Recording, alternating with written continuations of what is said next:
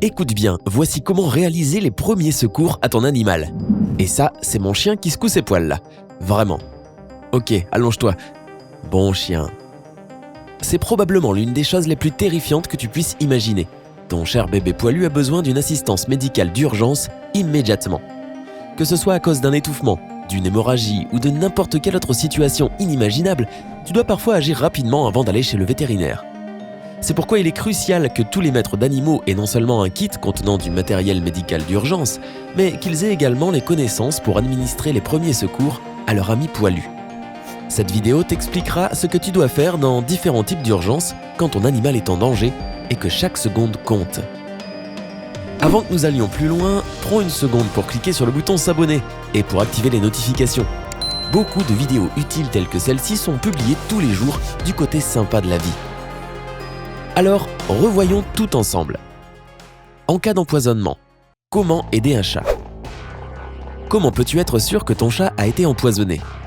Les symptômes typiques incluent des vomissements, de la diarrhée, de la salivation, une irritation de la peau et des convulsions. Si tout cela a été causé par des gaz toxiques, de la fumée ou même des vapeurs chimiques, emmène immédiatement ton chat à l'extérieur pour qu'il puisse respirer l'air frais et essaie de le réanimer avec un morceau de coton trempé dans de l'ammoniac. Si l'animal ne répond pas, administre-lui la respiration artificielle. Si l'empoisonnement a été causé par la consommation de produits chimiques, de plantes toxiques ou de médicaments, essaie de faire vomir ton chat en lui donnant une forte solution avec du bicarbonate de soude ou du sel mélangé dans de l'eau. Cependant, si le chat a été empoisonné par une substance acide, tu ne devrais en aucun cas provoquer un vomissement. En effet, l'acide dangereux ne fera que causer plus d'endommagement s'il retourne dans l'estomac à travers l'œsophage. À la place, donne à ton chat une boisson qui neutralisera l'effet de l'acide. Un peu de lait ou des blancs d'œufs mélangés dans de l'eau devrait faire l'affaire. Utilise une petite seringue pour forcer ton chat à boire le mélange. Il sera beaucoup plus facile de le faire si tu emmaillotes ton chat afin qu'il ne puisse pas s'enfuir. Rappelle-toi de garder sa tête droite afin qu'il puisse avaler la boisson sans s'étouffer. Maintenant, voici comment aider un chien. Les principaux symptômes d'un empoisonnement chez les chiens sont des vomissements, de la diarrhée, des convulsions ou une faiblesse musculaire, un refus de manger et des gémissements. Encore une fois, c'est la même chose que pour les chats. Si cela est dû à un empoisonnement à la vapeur, sors ton chien pour qu'il respire l'air frais. Si c'est parce qu'il a mangé quelque chose de toxique mais pas acide, fais-le vomir avec la même solution d'eau et de bicarbonate de soude ou de sel. Une fois que ton chien a vomi, tu peux utiliser des absorbants tels que la moitié d'un comprimé de charbon actif pour chaque kilo de son poids ou quelque chose appelé entérosgel pour absorber le poison restant dans son estomac. Si ton chien est entré en contact avec du poison pour rat, tu remarqueras du sang dans ses selles et ses vomissements et une odeur d'ail en provenance de sa bouche. En cas d'obstruction des voies respiratoires, comment aider un chien? Si un objet étranger est coincé dans ses voies respiratoires, normalement un chien s'allongera avec la bouche ouverte et un regard vitreux, tournera sa tête, caressera sa bouche et frottera sa tête par terre. Et il bavera excessivement. Dans ce cas, tu dois faire en sorte que ton chien vomisse. Tu peux également verser quelques cuillères d'huile végétale dans sa gorge, puis essayer de sortir l'objet étranger avec tes doigts ou une pince à épiler selon la taille de l'objet et du chien. Comment aider un chat? Dans une situation similaire, un chat qui a quelque chose coincé dans sa gorge montrera des symptômes similaires. Il présentera une augmentation de la salivation, il frottera son museau, il miaulera, il fera des mouvements de mastication et il essaiera d'avaler l'objet ou de le recracher. Tu entendras aussi une toux et des difficultés pour respirer. Ouvre doucement sa bouche et inspecte l'intérieur. Si tu vois l'objet étranger, essaie de le sortir en utilisant une pince à épiler. Si tu ne peux pas sortir l'objet coincé avec la pince à épiler, allonge ton chat sur tes jambes. Baisse sa tête, tapote sur son dos et retourne immédiatement ton animal. Puis appuie sur sa cage thoracique. Vérifie si l'objet coincé est maintenant accessible et sors-le si c'est le cas. Sinon, répète ces étapes jusqu'à ce que tu puisses sortir l'objet de sa gorge. En cas d'électrocution, comment aider un chien? Commence par débrancher ce qui est dans la prise électrique. Ouvre la bouche du chien et tire sur sa langue pour libérer les voies respiratoires. Vérifie si le chien respire en regardant son torse. S'il bouge, c'est un bon signe. Ensuite, vérifie le pouls sur la partie interne de la cuisse. Si tu sens le pouls mais que le chien ne respire pas, réalise immédiatement la respiration artificielle. Si tu ne sens pas le pouls, réalise un massage cardiaque. Quand ce massage est combiné avec la respiration artificielle, cela est appelé la réanimation cardio-pulmonaire, RCP. Pour administrer la RCP à ton chien, place tes doigts et ton pouce derrière les coudes de l'animal. Presse le torse 6 fois, fais une insufflation et répète. Tu devrais faire entre 80 et 120 compressions par minute. Cela sera plus efficace si le massage cardiaque et la respiration artificielle sont réalisés au même moment. Alors, s'il y a une autre personne avec toi, faites chacun l'une des tâches. Fais une pause de 10 secondes toutes les 2 minutes pour vérifier s'il y a un pouls et une respiration.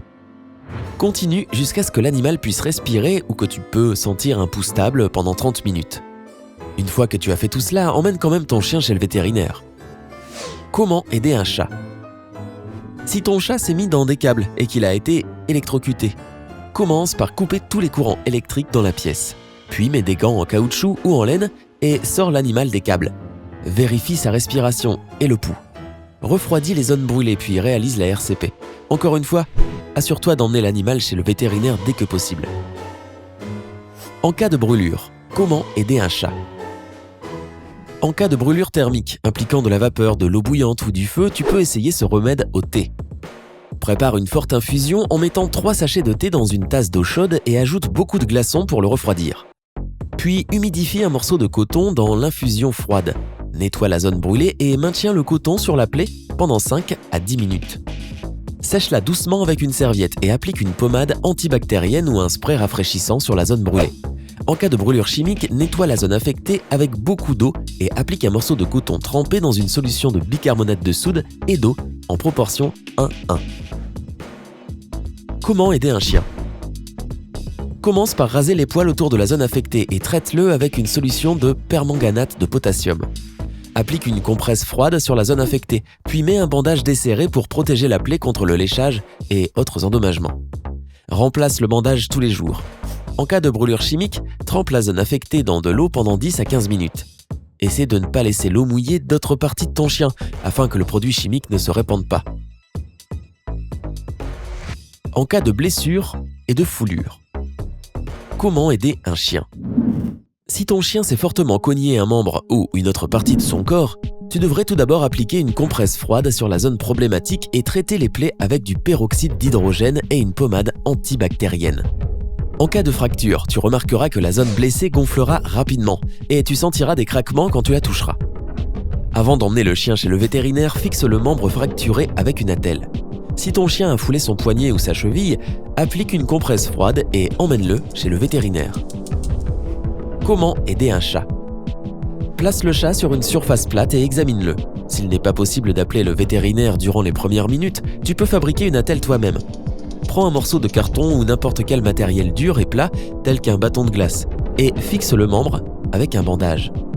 En cas de fracture ouverte, enlève tous les objets étrangers visibles de la plaie et applique une pommade antibactérienne sur les côtés avant de mettre l'attelle. Puis tu peux appliquer un bandage compressif. Maintenant, tu peux emmener le chat chez le vétérinaire dans une cage de transport. Mets une couverture au fond pour éviter que ton animal ne glisse à l'intérieur.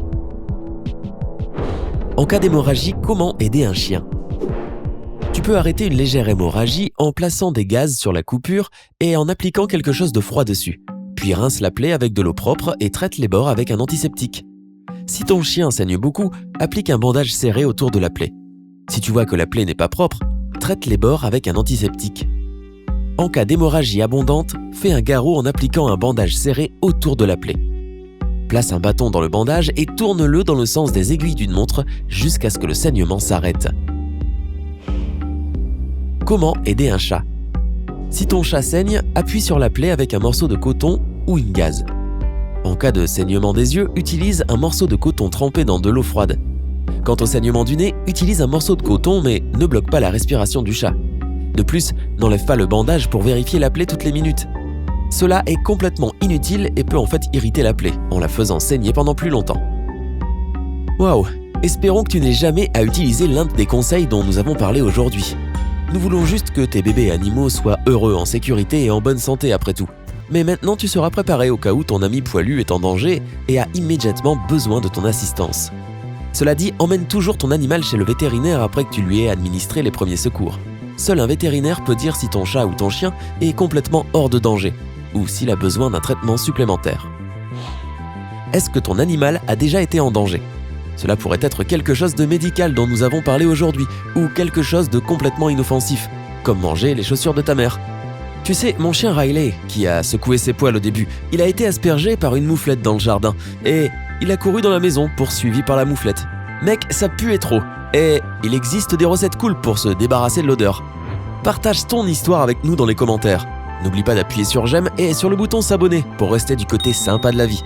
Ok Riley, on a fini, on rentre à la maison.